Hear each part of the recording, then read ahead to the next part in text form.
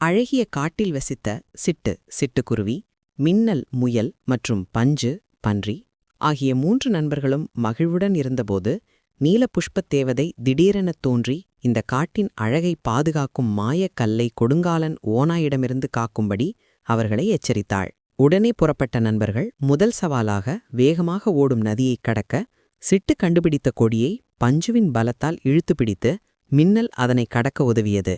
2வது சவாலாக வந்த இருண்ட குகையில் பஞ்சு மண்ணை தோண்டி ஒளிரும் பூச்சிகளை வெளியேற்ற, சிட்டு அந்த பூச்சிகளைக் கொண்டு பாதைக்கு வெளிச்சம் காட்டியது.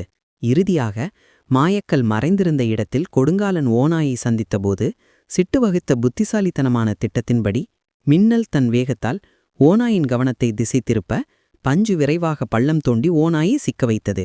இவ்வாறு மூவரும் தங்கள் தனித்திறமைகளையும் நட்பையும் ஒற்றுமையுடன் பயன்படுத்தி மாயக்கல்லை காப்பாற்றி காட்டின் அழகையும் அமைதியையும் நிலைநாட்டினர். மேலும் தேவதையின் வாழ்த்தை பெற்று அறிவுடனும் ஒற்றுமை